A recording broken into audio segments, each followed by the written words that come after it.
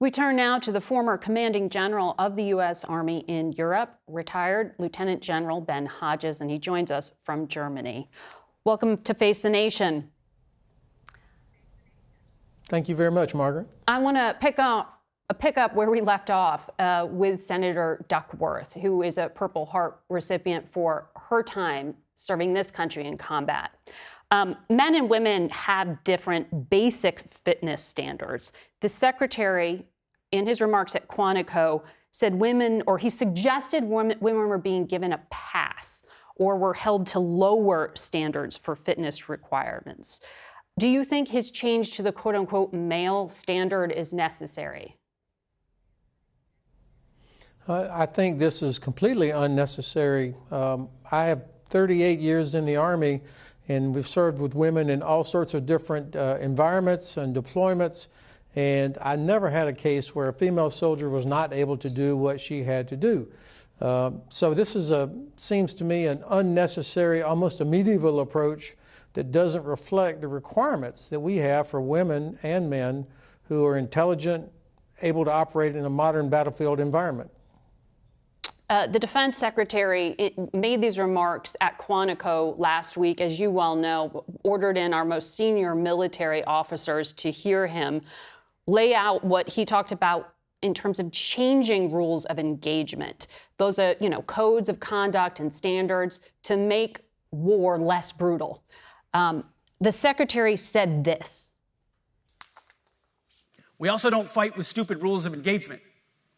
We untie the hands of our warfighters to intimidate, demoralize, hunt, and kill the enemies of our country. No more politically correct and overbearing rules of engagement. Just common sense, maximum lethality, and authority for warfighters. What do you make of those directives to officers? Well, that's not going to help anybody accomplish their mission. I mean, when you think about the missions that we had in Afghanistan, for example, and I think that's where some of his experience comes from, it was to protect Afghan civilians so that they could reestablish government and secure themselves. And so it was not about how many Taliban could you kill. We had already tried that, and that didn't work. So the rules of engagement are not politically correct. They're not intended to make it harder for soldiers or units to do their job. They actually are part of the mission. Why are we there? And so I don't have any experience where killing a lot of innocent people or violating the Geneva Convention is going to help accomplish the mission. I think that the idea that somehow it's going to make us better and more effective by people not having to worry about the law is going to be bad for us in the long term as well, both psychologically for soldiers, but also the trust of the American people and of our allies in American forces, where we have always lived up to international law, and that is where a lot of the respect came from. We do not want to be like the Russian army, and they certainly don't worry about rules of engagement. And the Geneva Conventions are something that the secretary, as a private citizen, wrote about in his book and questioned whether they should be followed at all. He said, what if we treated the enemy the way they treated us? And he talked about Al-Qaeda and using some of their tactics, rip their arms off, feed them to the hogs. I mean, this sounds tough, but in terms of practice, does it risk the lives of those who are the trigger pullers, those who are on the ground, to have this message delivered from the highest levels? Well, listen, first of all, the Geneva Conventions were constructed starting in 1949, after the Second World War. And they were intended to protect innocent people, helpless people, non-combatants from the ravages of war, as it did happen in the Second World War. And I don't think anybody would say that Dwight Eisenhower was woke.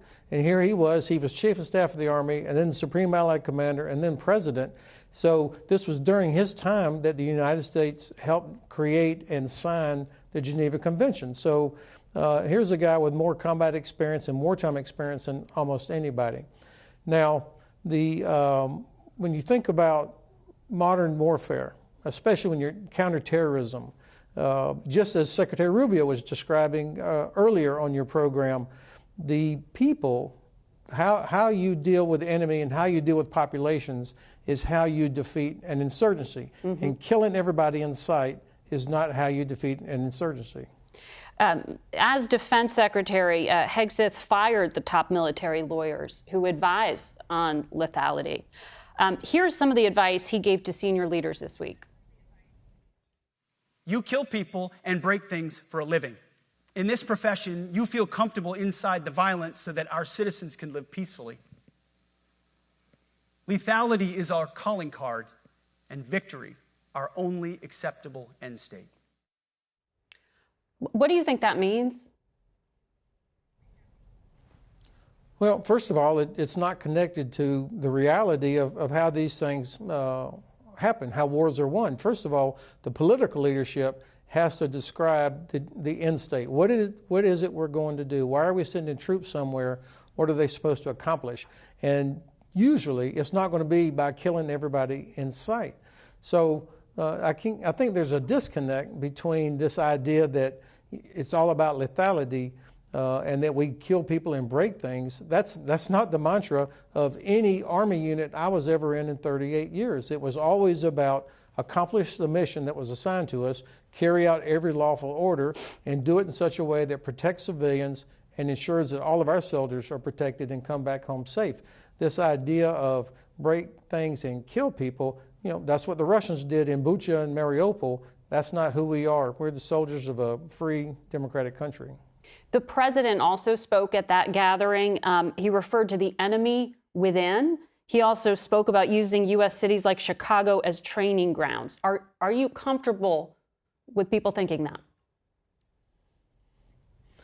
Well, look, I think, first of all, U.S. military, our fellow citizens should be confident that U.S. military will always carry out lawful orders. And so it's alarming when all of the judge advocates general, or the Army or the military lawyers are sacked or sent away, because commanders do need to have legal counsel as they receive orders and they look at these complex situations. But our troops will carry out lawful orders. Thank you. I guarantee you that no soldier wants to have to use force against American people. Lieutenant General, thank you for your insights. We have to leave it there.